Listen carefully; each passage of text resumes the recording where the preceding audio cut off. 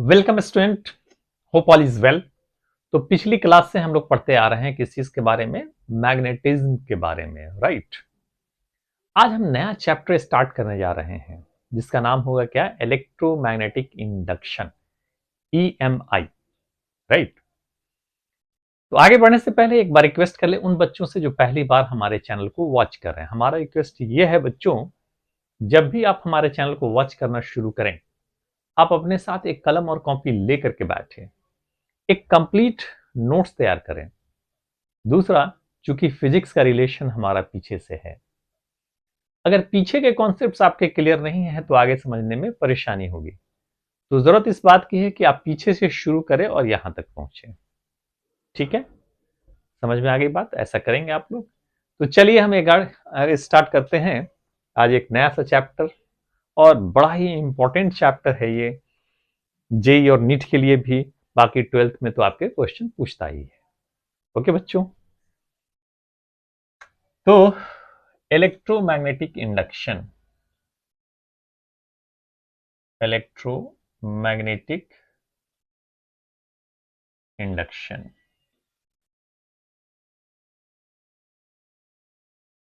इसको शॉर्ट में हम लोग बोलते हैं EMI।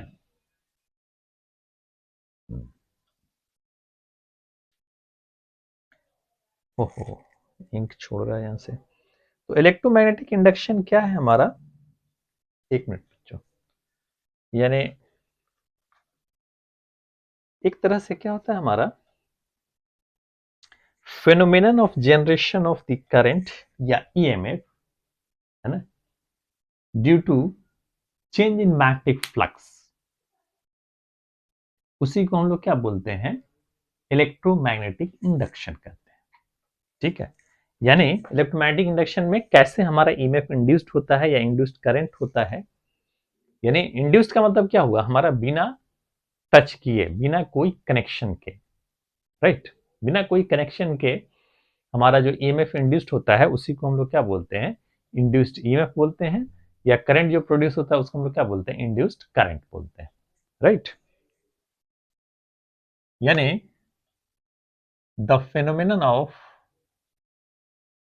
The phenomenon the phenomenon of generation of current, generation of EMF होगा तभी करंट होगा, ड्यू टू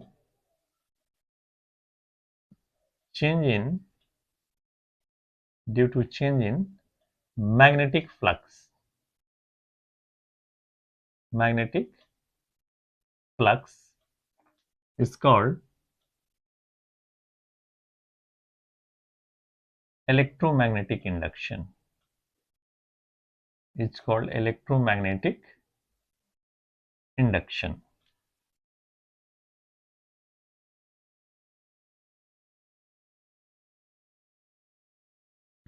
तो किस चीज के चेंज की बात हो रही है, हमारा मैग्नेटिक फ्लक्स के।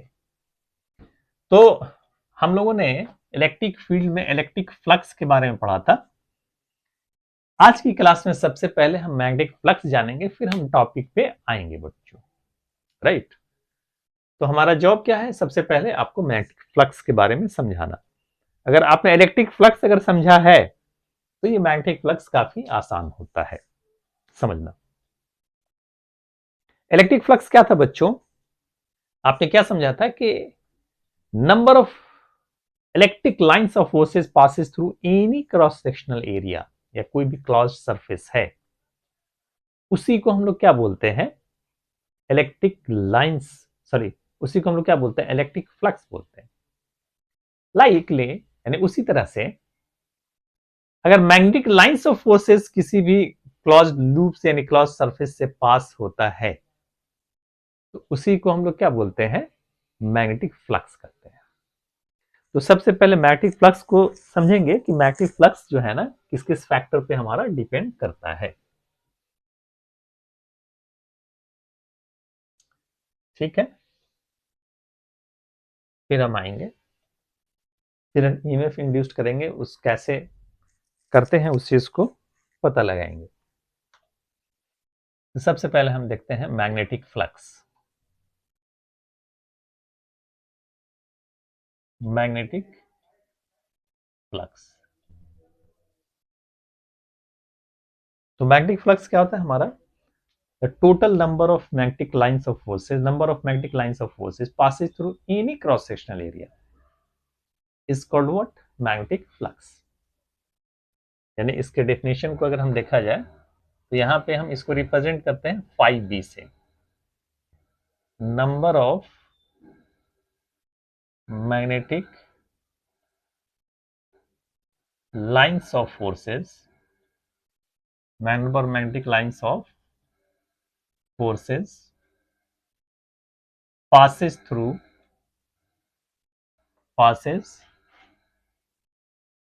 through any cross sectional area, any cross sectional area is called magnetic flux, is called magnetic flux। उसी को हम लोग क्या बोलते हैं? मैग्नेटिक फ्लक्स बोलते हैं बच्चों, राइट। भाई इस कॉन्सेप्ट्स को हम समझते हैं। देखिए, सबसे पहली चीज यहां पे एक हम क्रॉस सेक्शनल एरिया ले रहे हैं।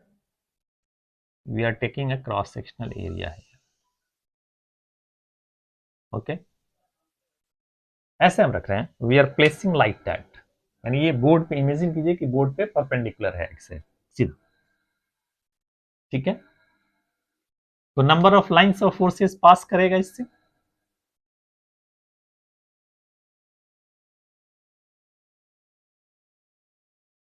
Number of lines of forces pass करेगा, ठीक है।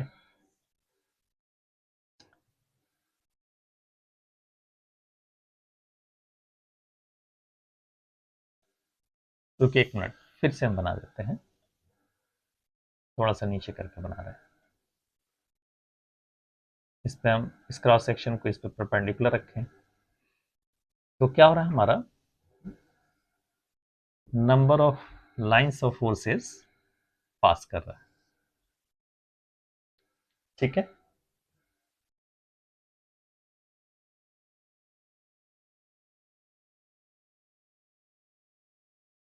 Number of lines of forces pass कर रहा है,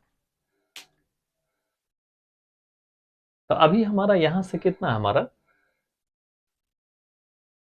3 number of lines of forces pass कर रहा है क्रॉस सेक्शनल एरिया से।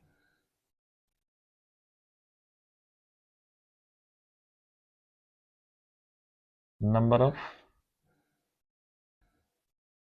लाइंस कितना हो गया हमारा? 3, ठीक है। अगर हम same lines of forces pass कराएं, अगर हम क्या करें, एरिया ऑफ क्रॉस सेक्शन को बढ़ा दें,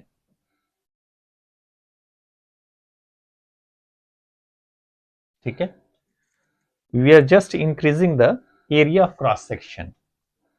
अब क्या हो रहा है हमारा?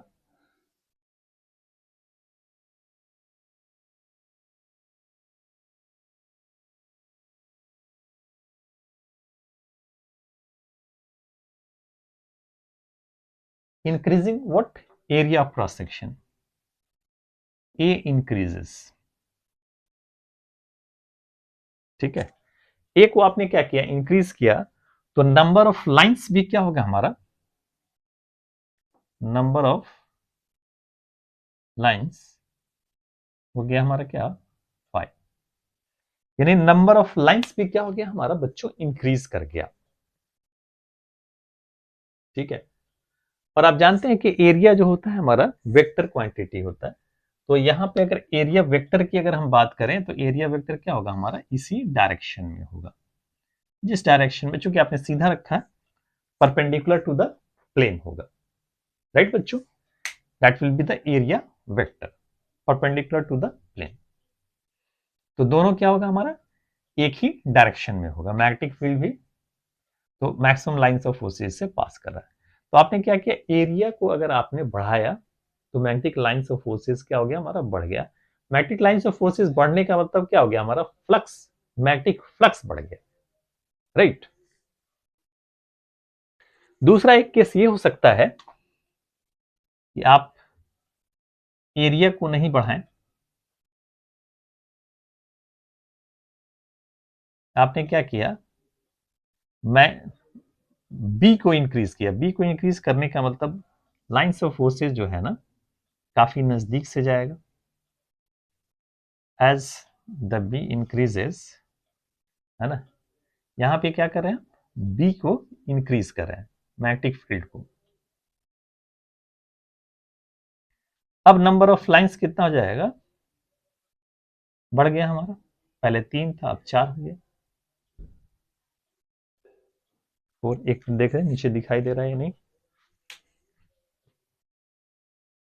ओ नहीं दिख रहा है, इधर बना देते हैं पैरेलली।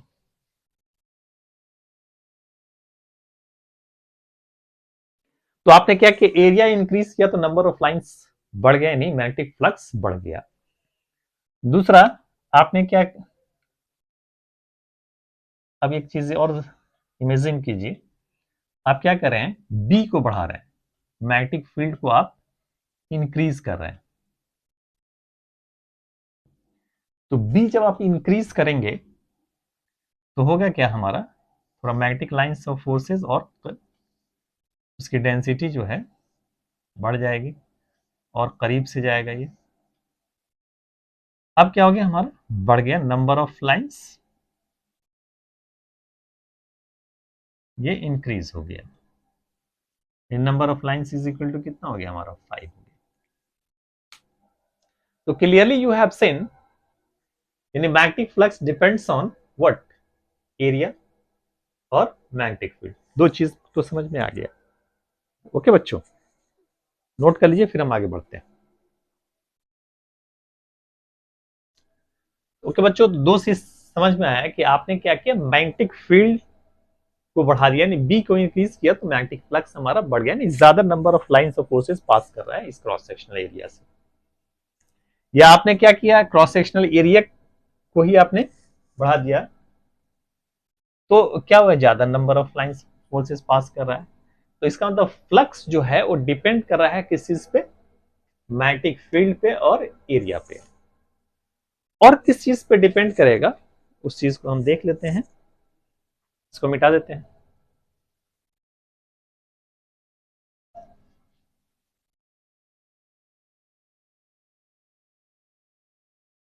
अब जरा सोचिए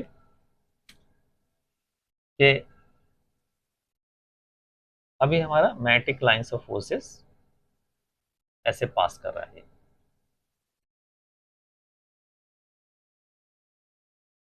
और एरिया वेक्टर का जो डायरेक्शन है, इस इज द एरिया वेक्टर का डायरेक्शन भी हमारा इसी डायरेक्शन में, ठीक है, द सेम डायरेक्शन, ज्यादा लाइंस ऑफ फोर्सेस पास कर रहे हैं। तो अभी ये ऐसे था ये, अब या तो इसी को टिल्ट कर दिए या मैग्नेटिक लाइंस ऑफ फोर्सेस को ही अगर क्रॉस गुजारिए, है ना, तो क्या होगा हमारा, ज्यादा magnetic lines of forces same area of cross section से पास नहीं करेगा। ऐसे रखा हुआ, अब आप ऐसे गुजारेंगे। अब मैग्नेटिक लाइंस ऑफ फोर्सेस को आप क्या कर रहे हैं, ऐसे गुजार रहे हैं, ठीक है। और ऐसे करने की वजह से ये रेंज में नहीं आया, मान लीजिए, ठीक है। थोड़ा इसको और करीब से गुजार देते हैं ताकि एक्सप्लेन करने में आसानी हो।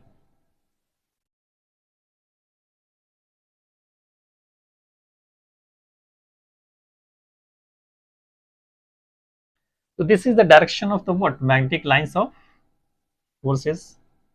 मान ली मैग्नेटिक फील्ड इंडक्शन क्या है हमारा, बी है, एरिया वेक्टर क्या होता है हमारा? Perpendicular to the surface. ठीक है। ऑब्वियसली ओरिएंटेशन चेंज करने की वजह से भी यहां पे हमारा कितना नंबर ऑफ लाइंस है? 3 है, और यहां पे नंबर ऑफ लाइंस क्या हो जाएगा हमारा? 2 हो जाएगा। यानी मैग्नेटिक फ्लक्स क्या हो गया हमारा? चेंज हो गया। तो 3 चीजों की वजह से हमारा मैग्नेटिक फ्लक्स चेंज हुआ। एक क्या हो गया हमारा? एरिया को बढ़ाए तो मैग्नेटिक फ्लक्स चेंज हो गया। मैग्नेटिक फील्ड इंडक्शन को बढ़ाए तो मैग्नेटिक फ्लक्स चेंज हो गया। ओरिएंटेशन को आपने चेंज किया तो मैग्नेटिक फ्लक्स चेंज हो गया। राइट बच्चों? यानी मान लीजिए एंगल हमारा क्या है? हमारा थीटा है। तो ये कितना हो जाएगा इस डायरेक्शन में? In the direction of area vector ये हो जाएगा बी कॉस थीटा। तो इट मीन्स जो फ्लक्स जो है वो डिपेंड करता है वो किस पे? मैग्नेटिक इंडक्शन पे, एरिया पे और थीटा पे। ये 3 चीजों पे डिपेंड करता है। ठीक है। तो इस वजह से क्या है हमारा जो मैग्नेटिक फ्लक्स है उसको हम डिफाइन जो करते हैं वो 3 चीजें किस में आता है? हमारा डॉट प्रोडक्ट में आता है। आपने dot product of the 2 vector आपने देखा था। एरिया भी क्या हमारा? वेक्टर क्वांटिटी है। मैग्नेटिक इंडक्शन भी क्या है? हमारा वेक्टर क्वांटिटी है। तो इन दोनों को रिलेट करने के लिए हमको क्या लेते हैं? Dot product of the vector. तो इसलिए हम ये कहते हैं कि जो लाइंस ऑफ फोर्सेस जो है इन्हीं 3 फैक्टर्स पे हमारा क्या हो रहा है? डिपेंड कर रहा है। तो इसलिए जो मैग्नेटिक फ्लक्स जो को हम जो डिफाइन करते हैं वो किस चीज के लिए करते हैं? Dot product of what? Magnetic field and the area vector. ठीक है। तो सो magnetic flux is defined as the magnetic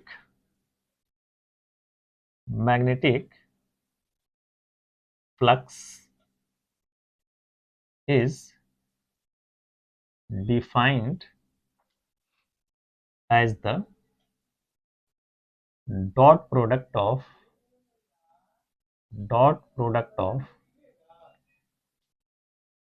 magnetic field induction, magnetic field induction, magnetic field induction B and area vector A। Okay बच्चों, hope you understand. Note कर लीजिए फिर हम आगे बढ़ते हैं। ओके बच्चों, इसको मिटा देते हैं हम।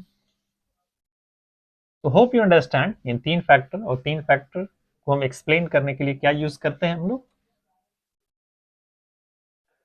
Dot product. यानी phi B is equal to vector B dot vector A. Now the phi B is equal to what? B A cos theta.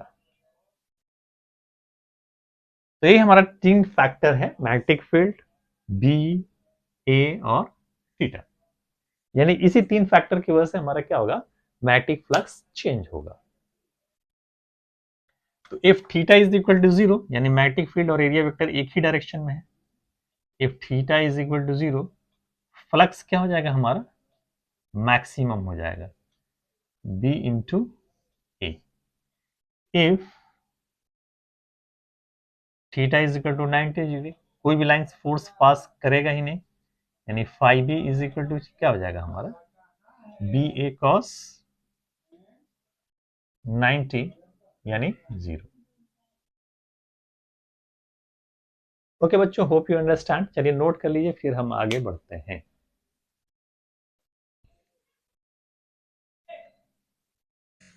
तो एक खास बात यह है बच्चों कि अगर हम यूनिट की बात करें, फ्लक्स का जो यूनिट होता है वो होता है वेबर। डब्ल्यू बी से हम रिप्रेजेंट करते हैं। क्या बोलते हैं इसको? वेबर बोलते हैं। अब अगर सोचिए, यानी five B is equal to B into A, यानी W B is equal to क्या हो जाएगा हमारा? बी इंटू मी एम स्क्वायर। तो बी इज इक्वल टू क्या हो गया हमारा? W B per metre square, यानी unit of magnetic field is also what, weber per metre square. और पहले से आप टेस्ला तो जानते हैं। ठीक है बच्चों, होप यू अंडरस्टैंड।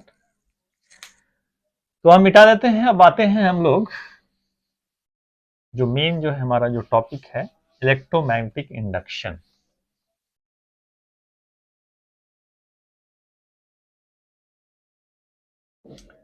तो मेन क्या है हमारा, इलेक्ट्रोमैग्नेटिक इंडक्शन की बात करते हैं। तो सबसे पहले एक एक्सपेरिमेंट किया गया था, किसके जरिए, फैराडे और हेनरी के जरिए। ठीक है, और उन्होंने उस एक्सपेरिमेंट को देखने के बाद वो एक कंक्लूजन निकाला, एक लॉ दिया, किसके लिए, इलेक्ट्रोमैग्नेटिक इंडक्शन के लिए। ओके बच्चों, तो ये बड़ा खूबसूरत सा हमारा लॉ है। अब आप पढ़ने के बाद सोचेंगे, ओह काश मैं भी पहले पैदा हुआ होता तो मेरा भी दुनिया में नाम हो जाता। तो पछताने की जरूरत नहीं है, अभी बहुत सारी ऐसी चीजें दुनिया में हैं जिसका खोज होना, रिसर्च होना बाकी है। एक्सपेरिमेंट, आप एक्सपेरिमेंट कर सकते हैं। तो आप दूसरे ने एक्सपेरिमेंट कर दिया, तो जो चीज पकड़ में आ जाती है, जो चीज, जिस चीज के बारे में आप जान जाते हैं, तो लगता है कि बड़ा ही आसान था। लेकिन इनिशियली उस कॉन्सेप्ट्स को, उस लॉजिक को के बारे में सोचना ये आसान काम नहीं होता है बच्चों। ठीक है, तो ये चीज तो हो चुका है, आप आगे की सोचिए, आगे आप क्या नया चीज इन्वेंट कर करके पूरी दुनिया को आप दे सकते हैं बच्चों। ओके, बढ़े आगे, चलिए। तो फैराडेज ने क्या किया, एक सिंपल सा एक एक्सपेरिमेंट किया, एक सिंपल सा एक एक्सपेरिमेंट किया फैराडेज ने। इस तरह का एक अरेंजमेंट किया उन्होंने, और एक गैल्वेनोमीटर यहां पे लगा दिया। गैल्वेनोमीटर्स का काम क्या है, वो स्मॉल से स्मॉल करंट को क्या करता है, वो डिटेक्ट करता है। स्मॉल से स्मॉल करंट को क्या करता है, हमारा डिटेक्ट करता है। मान लीजिए ये हमारा एक बार डिफ्लेक्शन किधर हो रहा है, हमारा राइट की तरफ, और इधर डिफ्लेक्ट करेगा तो क्या, लेफ्ट। हम एक पॉइंट कर देते हैं, ये राइट की तरफ हो गया और ये लेफ्ट हो गया हमारा। और क्या किया उन्होंने, एक बार मैग्नेट लिया, एक बार मैग्नेट को लिया। ठीक है, सपोज नॉर्थ पोल को रखा और साउथ पोल को रखा। ठीक है, तो इस बार मैग्नेट को इसके नजदीक सिंपली प्लेस किया, तो देखा कि गैल्वेनोमीटर्स में कोई भी सुनबुन नहीं हो रहा है, इसमें कोई हलचल नहीं हो रहा है, यानी इसके अंदर कोई भी डिफ्लेक्शन नहीं हो रहा है बच्चों। तो क्या क्या, अच्छा कुछ नहीं हो रहा है तो कोई बात नहीं, थोड़ा इसको हम आगे पीछे मूव करा करके देखते हैं। तो पहला काम क्या किया,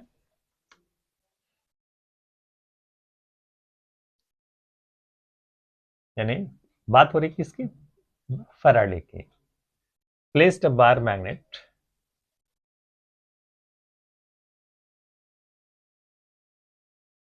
बार magnet bar magnet in front of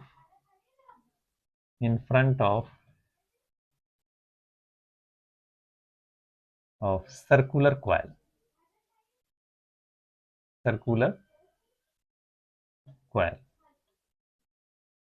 तो क्या पाया, there is no any deflection in the galvanometer, there is no any deflection in the galvanometer,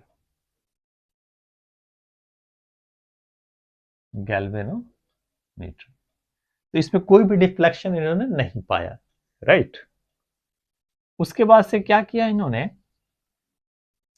अच्छा लाइंस ऑफ फोर्सेस तो जा ही रहा है इधर से, यानी इस पूरे सर्कुलर कॉइल से लाइंस ऑफ फोर्सेस जाएगा, ठीक है, लेकिन डिफ्लेक्शन इन्होंने नहीं पाया। उसकी वजह क्या है हमारा,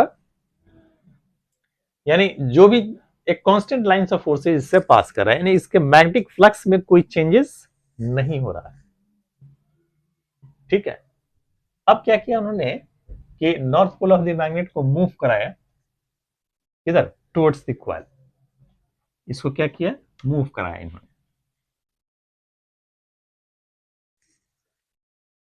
when north pole of magnet, north pole of magnet move towards the coil, तो गैल्वेनोमीटर क्या होता है हमारा, एक सडन डिफ्लेक्शन शो करता है। गैल्वेनोमीटर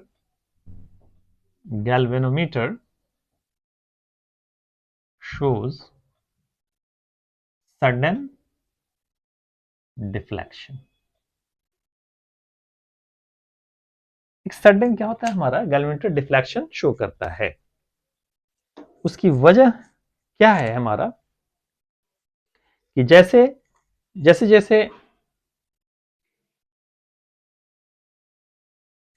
करीब जाता है ये मैग्नेट, लाइंस ऑफ फोर्सेस क्या होता है हमारा, बढ़ता चला जाता है।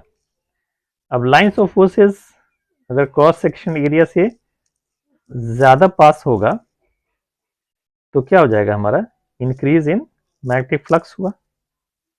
तो एक बात ये समझ में आई कि इंक्रीज इन मैग्नेटिक फ्लक्स की वजह से गैल्वेनोमीटर में एक सडन डिफ्लेक्शन शो करता है। लेकिन अभी कंफर्म करना बाकी था, तो सिर्फ एक टेम्पररी डिफ्लेक्शन की वजह से हम कंक्लूजन पे नहीं पहुंच सकते। राइट बच्चों, तो चलिए इंक डाल लिया। अब क्या किया, इस north pole of the magnet को अवे मूव कराया। इसको क्या किया हमारा, अवे मूव कराया। गैल्वेनोमीटर शोज सडन डिफ्लेक्शन, इसको लिख देते हैं टुवर्ड्स राइट, टुवर्ड्स राइट। अब जब हम इसको अवे मूव कराते हैं, when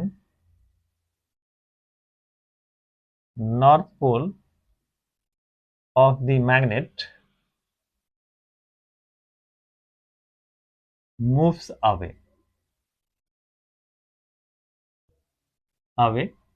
from the coil,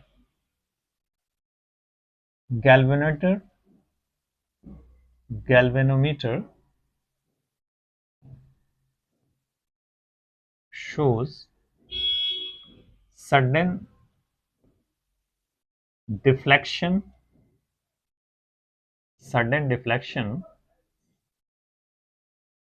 towards left. अब क्या हो रहा है हमारा, डिफ्लेक्शन लेफ्ट की तरफ।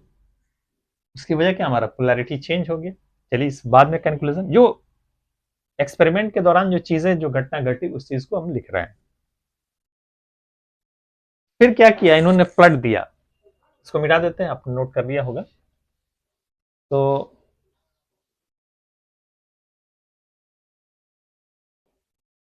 क्या किया, अब पोल्स ऑफ द मैग्नेट को चेंज कर दिया। अब इधर क्या कर दिए, साउथ पोल, इधर नॉर्थ पोल। अब फिर जब हम क्या करते हैं, टुवर्ड्स मूव कराते हैं। ठीक है, तो when south pole of the magnet move towards the coil,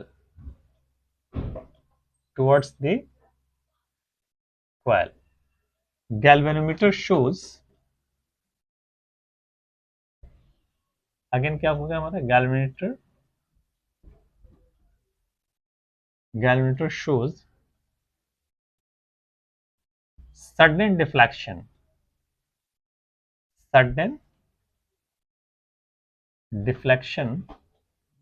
towards left. अब क्या हो रहा है हमारा, अब टुवर्ड्स ले जा रहे हैं तो राइट ना होकर के क्या हो रहा है हमारा, लेफ्ट शो कर रहा है, फ्रंट डिफ्लेक्शन टुवर्ड्स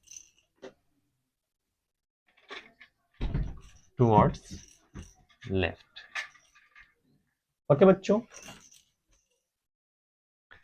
अब नेक्स्ट क्या आपने किया, इसको अवे मूव कराया।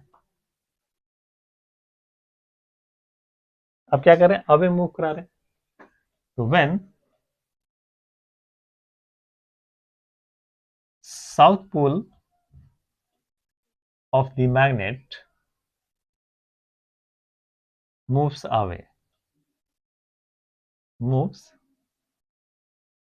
away from the coil,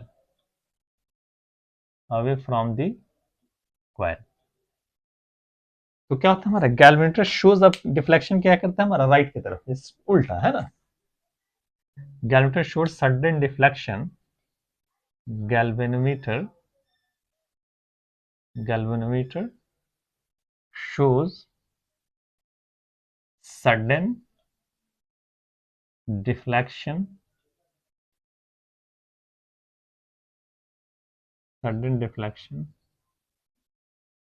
towards right।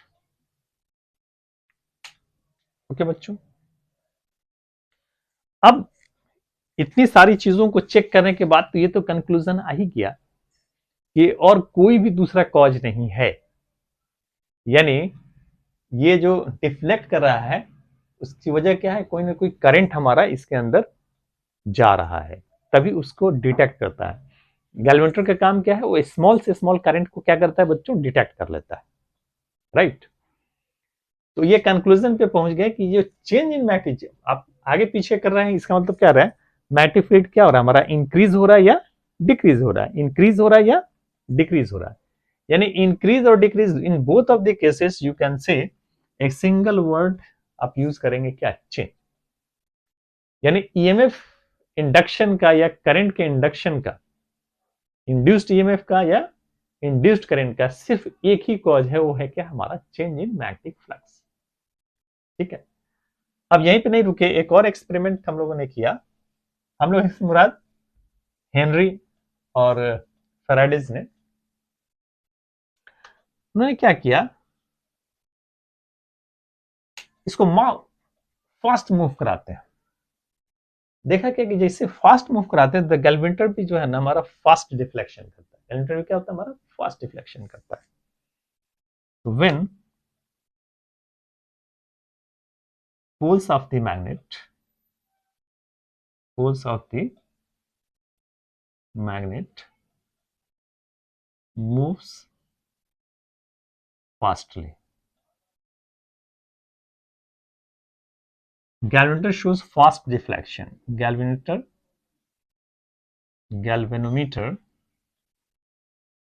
shows fast deflection। इससे ये जाहिर हुआ कि जितना ही तेज आप यानी मूव कराते हैं इस, तो rate of change in magnetic flux क्या होता है हमारा, ज्यादा होता है। ठीक है, rate of change in magnetic flux क्या होगा, ज्यादा होगा या कम होगा। जब टुवर्ड्स ले जाएंगे तो क्या होगा, रेट बढ़ जाएगा, पीछे ले जाएंगे तो रेट क्या होगा हमारा, कम हो जाएगा। तो वो एक रेट पे भी डिपेंड करता है। अगर बहुत तेज मूव कराते हैं तो बहुत तेजी से अगर चेंज होता है तो उसके अंदर ईएमएफ इंड्यूस्ड भी क्या होता है हमारा, ज्यादा होता है। अगर स्लो चेंज होता है तो ईएमएफ इंड्यूस्ड क्या होता है हमारा, कम होता है। ओके बच्चों, होप यू अंडरस्टैंड। चलिए इस एक्सपेरिमेंट को नोट कर लीजिए, फिर हम एक कंक्लूजन पे पहुंचेंगे कि इन सारे एक्सपेरिमेंट को देखने के बाद उन्होंने क्या लॉ दिया। ठीक, तो मिटा देते हैं, आप लोगों ने नोट कर लिया होगा। तो इस एक्सपेरिमेंट के बाद फैराडे साहब ने दो लॉ दिया था। क्या दिया था हमारा, he was given the two laws. एक है हमारा, एक लॉ को हम लोग बोलते हैं Faraday's first law, Faraday's first law. Faraday's first law क्या कहता है कि when ever the change in magnetic flux linked with the circuit, आप उसको सर्किट से अगर लिंक कर दें, ठीक है, तो क्या होगा, हमारा उसके अंदर ईएमएफ इंड्यूस्ड होगा, यानी करंट इंड्यूस्ड होगा। और ये तब तक चलेगा जब तक चेंज इन मैग्नेटिक फ्लक्स होता रहेगा, राइट। तो फैराडेज फर्स्ट लॉ क्या कहता है, whenever the change in magnetic flux change in magnetic flux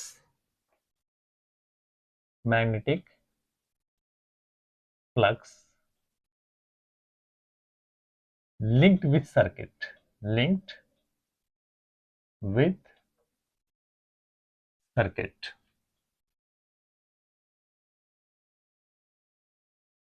EMF induced in the circuit EMF induced in the circuit, it will last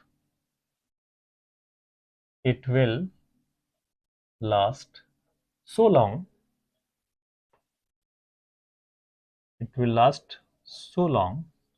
as EMF continues in the circuit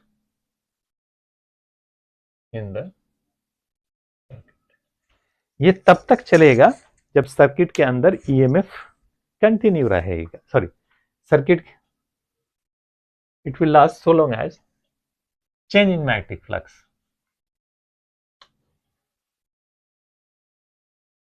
not the EMF, change in magnetic, एक minute इसको मिटा के लिखते, change in magnetic flux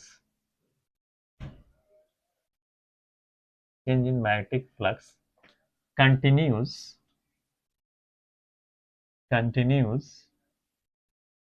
in the circuit।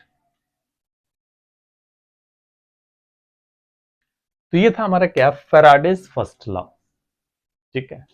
तो जब तक हमारा जो है change in magnetic flux continue रहेगा, उसके अंदर ईएमएफ इंड्यूस्ड होता रहेगा।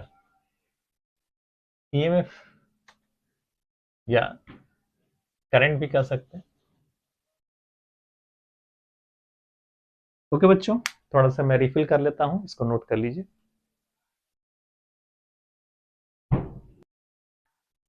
ओके बच्चों, मिटा देते हैं इसको।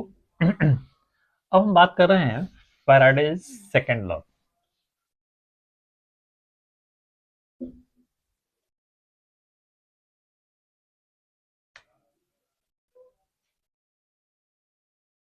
फैराडेज सेकंड लॉ, तो फैराडेज सेकंड लॉ क्या कहता है हमारा, कहता है कि जैसे आपने फर्स्ट मूव कराया तो फर्स्ट डिफ्लेक्शन हुआ है ना, what it says, the rate of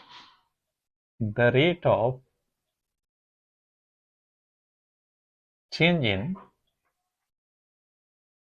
magnetic flux, the rate of change in magnetic flux is directly proportional to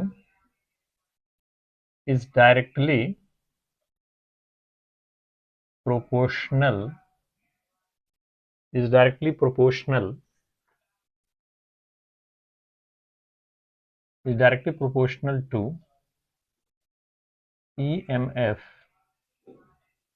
induced in the circuit।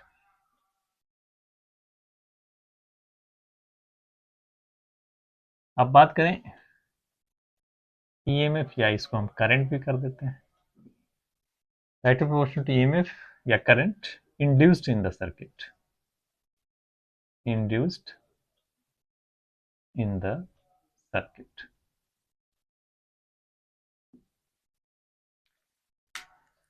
तो जितना ज्यादा rate of change in magnetic flux होगा, उतना ही ज्यादा क्या होगा, हमारा ईएमएफ इंड्यूस्ड होगा, उतना ही ज्यादा क्या होगा, हमारा इंड्यूस्ड करंट होगा, राइट। लेट कर लेते हैं लेट फाई वन क्या है हमारा, फाई वन जो है वो है हमारा magnetic flux at any instant. Phi one क्या है, magnetic flux at any instant. किसी भी इंस्टेंट अगर आप देख रहे हैं उस टाइम में क्या हुआ हमारा, जैसे हमने देखना शुरू किया, ठीक है, अभी हमारा क्या है, फाई वन है, जैसे चाहे अभी इंस्टेंट देखना शुरू किया, क्या हमारा फाई वन है, आप देख रहे हैं आपके सामने चीजें बदल रही हैं, और बदलते हुए टी टाइम के बाद आप जब देख रहे हैं तो क्या है हमारा रीडिंग, हमारा फाई टू है। तो फाई टू ले लेते हैं क्या हमारा, magnetic flux, magnetic flux in time T, magnetic flux in time T. तो क्या हो जाएगा हमारा चेंज इन मैग्नेटिक फ्लक्स, यानी phi two minus phi one, ये क्या हो गया हमारा change in magnetic flux, change in magnetic flux in time T. तो टी टाइम में इसके अंदर जो चेंज इन मैग्नेटिक फ्लक्स हुआ वो कितना हो गया हमारा, phi two minus phi one. तो rate of change in magnetic flux यानी phi two minus phi one by T, ये क्या हो जाएगा, rate of change in magnetic flux, rate of change in magnetic flux, ठीक है। तो rate of change in magnetic flux वो क्या होता है हमारा, डायरेक्टली प्रोपोर्शनल क्या होता है, EMF induced in the circuit. तो लेट करते हैं कि ई जो है हमारा वो ले रहे हैं क्या, EMF induced in the circuit, in the circuit. Okay बच्चों, इसको नोट कीजिए, फिर हम आगे बढ़ते हैं। ओके बच्चों, तो EMF induced in the circuit क्या होता है, directly proportional to the what, rate of change in, इसको मिटा देते हैं, rate of change in magnetic flux के। तो E is directly proportional to क्या हो जाएगा हमारा, phi two minus phi one upon T. Now this implies the E is equal to K phi two minus phi one by T. अगर हमारा k is equal to, अगर हम लेते हैं क्या वन, तो E इज इक्वल टू क्या हो जाएगा हमारा, मिटा देते हैं, E is equal to phi two minus phi one by T, यानी चेंज इन मैग्नेटिक फ्लक्स के। ओके बच्चों,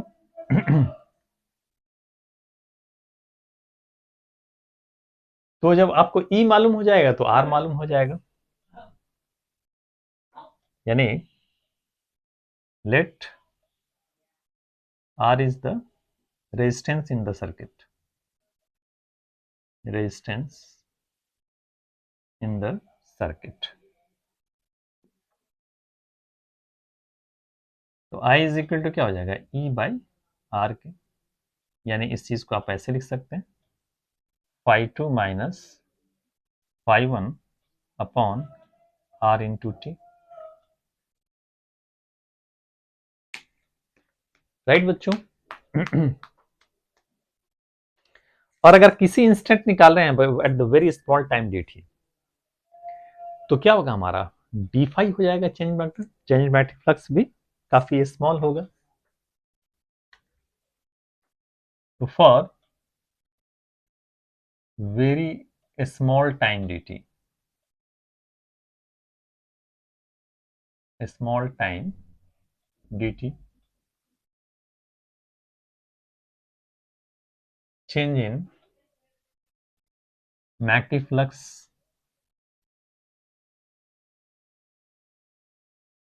काफी स्मॉल होगा, change magnetic flux is what, D phi. यहां भी क्या हो जाएगा हमारा, अगर हम लेंगे E is directly proportional to,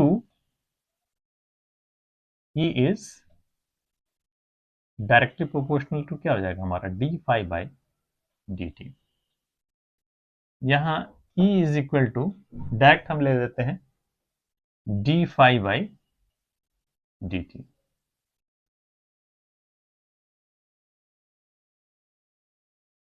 अगर ये नेगेटिव साइन ये शो करता है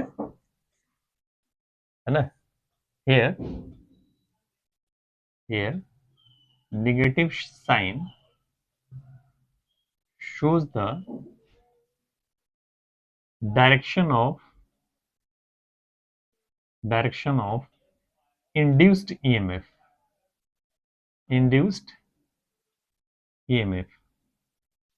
किसके जरिए, लेंस लॉ।